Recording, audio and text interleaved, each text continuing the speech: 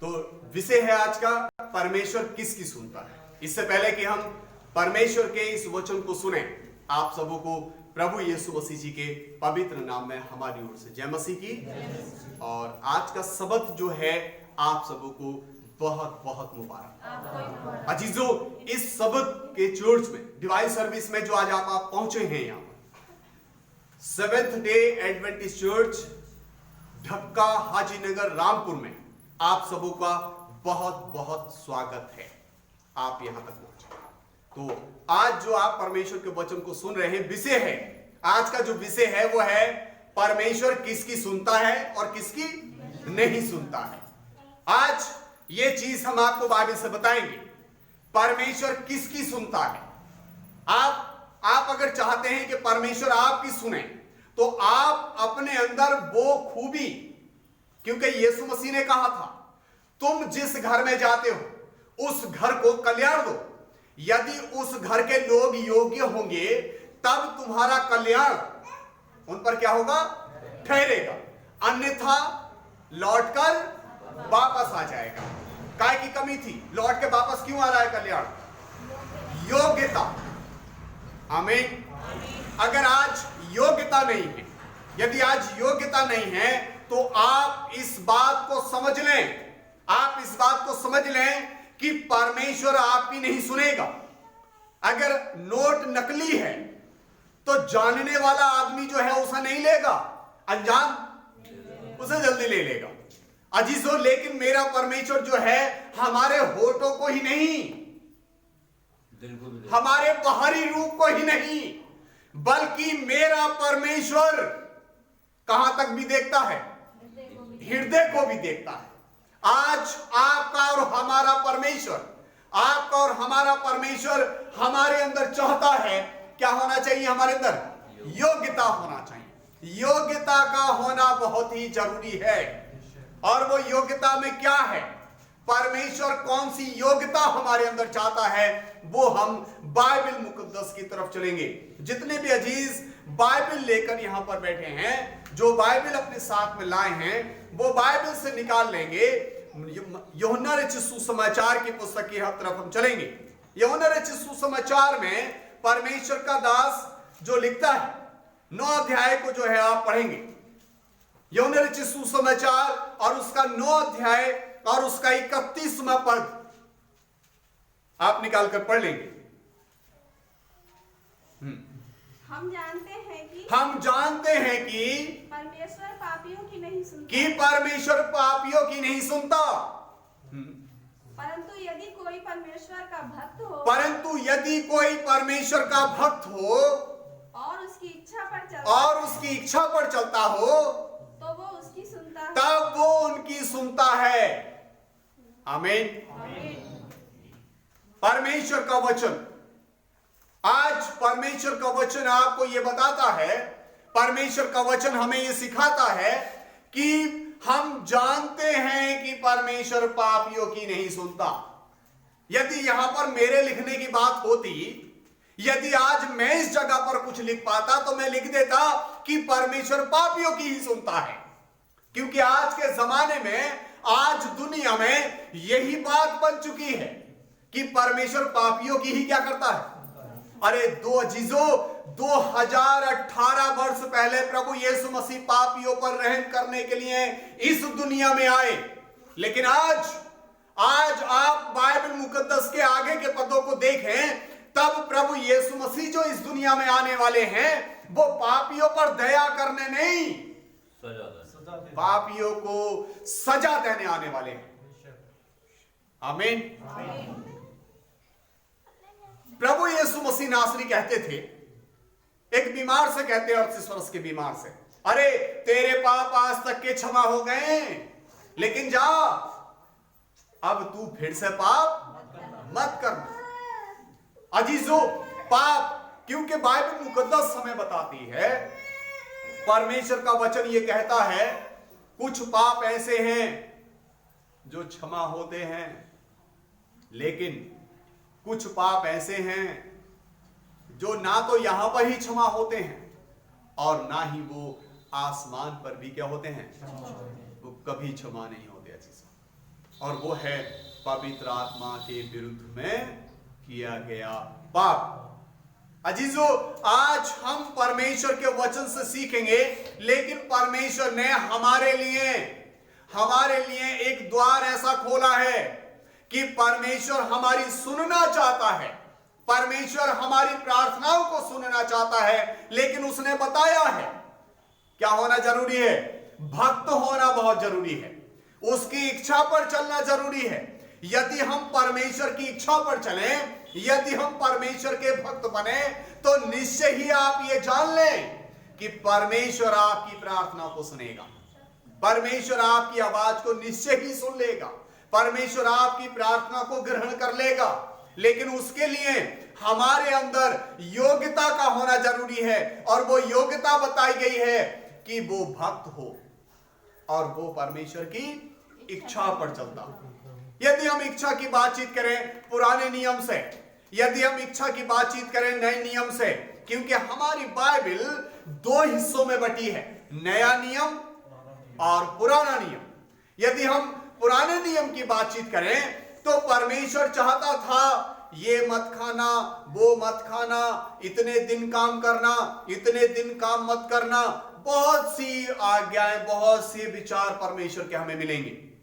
नए नियम की तरफ अगर हम आ जाएं तो आप नए नियम में पाएंगे जब प्रभु यीशु मसीह नासरी जैतून पहाड़ पर प्रार्थना कर रहे थे तो लिखा है यीशु मसीह को बादलों ने चारों तरफ से क्या कर लिया था?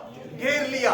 और उस बादल में से एक आवाज निकली, ये मेरा प्रिय पुत्र है जिससे मैं अति प्रसन्न हूं। आमीन, अति प्रसन्न हूं। और उसने, परमेश्वर ने कहा तुम सब इसकी क्या करो? सुनो। यीशु मसीह ने मत्ती रचित सुसमाचार 15 अध्याय आयत नंबर 10 में भी यही बात कही है। उसने लोगों को बुलाया और उन लोगों को बुलाकर कहता है तुम सब मेरी बातों को क्या करो? सुनो और समझो। अजीजों, बाइबल मुकद्दस हमें बताती है इच्छा के विषय में, यदि कोई परमेश्वर की इच्छा पर चलता है। इसलिए प्रभु यीशु मसीह कहते हैं, मत्ती रचित सुसमाचार में भी इस बात का ऐलान करते हैं, जितने भी मुझसे हे प्रभु कहते हैं वो सब स्वर्ग राज्य के अधिकारी नहीं होंगे, परंतु वही होंगे जो मेरे पिता की इच्छा पर चलते हैं। यदि हम परमेश्वर की इच्छा को पूरा करें, लेकिन आज इंसान अपनी इच्छा पूरी करने में लगा है, अपनी इच्छा, किसी भी जुगाड़ से चले काम, नहीं बन पा रहा तो कोई जुगाड़ लगा लिया, काम हो जाना चाहिए, इच्छा पूरी हो। परमेश्वर की चाहे इच्छा पूरी हो या ना हो, हम इस दुनिया में अपनी इच्छा पूरी करने नहीं आए हैं। हमारे लिए जरूरी है, क्योंकि प्रभु यीशु मसीह भी कहते थे हर एक मसीह को ऐसा कहना चाहिए, हर एक मसीह का यह व्यवहार होना चाहिए, क्योंकि मसीह कहते थे हे पिता मैं तो इसलिए इस पृथ्वी पर आया कि मैं तेरी इच्छा पर चलूं, मैं तेरी इच्छा पर चलूं। अजीजों, हम अपनी इच्छा पर अगर चलते रहे तो आप इस चीज को जान लें कि परमेश्वर हमसे दूर है। अजीजों, बाइबल मुकद्दस हमें बताती है कि इच्छा हमें परमेश्वर की पूरा करना चाहिए। यदि हम भक्त की बातचीत करें, भक्तों की सुनता है परमेश्वर, वरना पापियों की नहीं सुनता। भक्त किसको कहते हैं? भक्त किस चीज का नाम है? यह भक्त क्या भला है? अजीजों, आइए इस भक्त को देखने के लिए आपको और हमें याकूब की पत्री और उसका 1 अध्याय और उसका 26वां पद आपको पढ़ना पड़ेगा। याकूब की पत्री और उसके 1 अध्याय उसके 26वें पद में आपको मिलेगा भक्त किसे कहते हैं। भक्त, यदि कोई भक्त होता है तब परमेश्वर उसकी प्रार्थना को सुनता है। यदि कोई परमेश्वर की इच्छा पर चलता है तब परमेश्वर उसकी प्रार्थना को सुनता है। यदि कोई अपने आप को भक्त समझे, लिखा है यदि कोई अपने आप को भक्त समझे और अपनी जीभ पर लगाम ना दे, पर अपने हृदय को धोखा दे, तो फिर समझ लो वो अपने हृदय को क्या दे रहा है? धोखा। तो उसकी भक्ति व्यर्थ है, तो उसकी भक्ति बेकार है। जो लोग जो अपने आप को भक्त समझता है और अपनी जुबान पर लगाम नहीं देता है, तो लिखा है उसकी भक्ति कैसी है? बेकार है। जुबान, जैसे यीशु मसीह पर लोग दोष लगाते रहते थे हर समय, चेलों पर दोष लगाते रहते थे, तेरे चेले बिना हाथ धोए रोटी खा रहे हैं, तू बड़े बुजुर्गों की रीतियों को नहीं मानता है, तू परमेश्वर की भी नहीं मानता है। अजीजों, उनका था ऐसा लग रहा था जैसे उन्होंने दोष लगाने का क्या ले रखा था, ठेका ले रखा था, उन्होंने जिम्मा ले रखा था इस बात का कि यीशु मसीह में भी कमी है, यीशु मसीह के चेलों में भी कमी है। अजीजों, शायद वो सोचते होते होंगे कि मुझ में ही कोई कमी नहीं। अजीजों, बाइबल मुकद्दस हमें बताती है कि अगर कोई भक्ति करता है लेकिन अपनी जुबान पर अपने वो बस नहीं रखता, यानी प्रार्थना भी कर रहे हैं, गंदी गंदी गालियां भी दे रहे हैं, तो वो भक्ति करना, प्रार्थना करना कैसा है, बिल्कुल व्यर्थ। और प्रभु कहता है कि तुम जिस घर में जाते हो उस घर को कल्याण दो, यदि उस घर के लोग योग्य होंगे तब तुम्हारा कल्याण उन पर क्या होगा, ठहरेगा। काम बन जाता, जुगाड़ से कहने लगे साहब दुआ से हमारा काम बन गया, चालो चलन हमारा बदलना चाहिए अजीजों, हमारा व्यवहार बदलना चाहिए। क्योंकि जक्कई ने जब यीशु मसीह को देखा, उसने यीशु मसीह को कभी नहीं देखा था, क्योंकि वो कद में कैसा था, छोटा था। लेकिन जिस दिन उसने यीशु मसीह को देखा, उसका व्यवहार, हमने कितनी बार बाइबल को वचन को देखा, मैं अक्सर कुछ लोगों को देखता हूं, हमने 7 बार बाइबल पढ़ ली, 5 बार बाइबल पढ़ ली, लेकिन थे जैसे के जैसे वैसे ही, व्यवहार नहीं बदला है?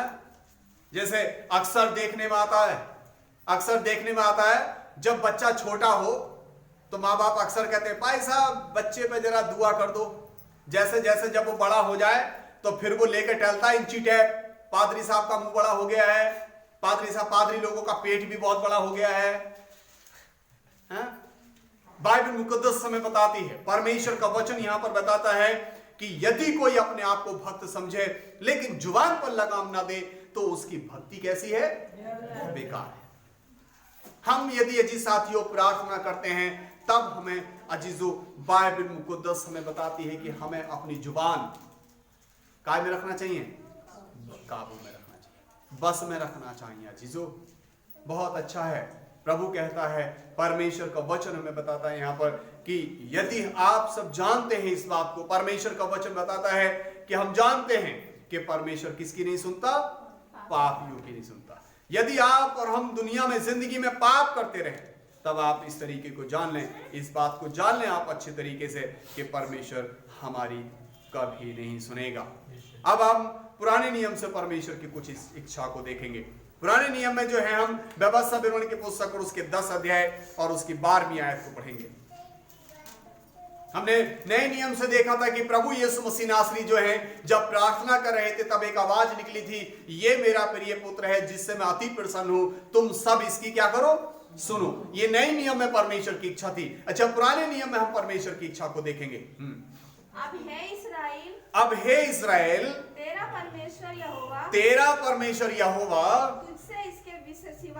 तुझसे इसके सिवाय और क्या चाहता है कि तू अपने परमेश्वर यहोवा का भय माने। लिखा है कि तू अपने परमेश्वर यहोवा का भय माने।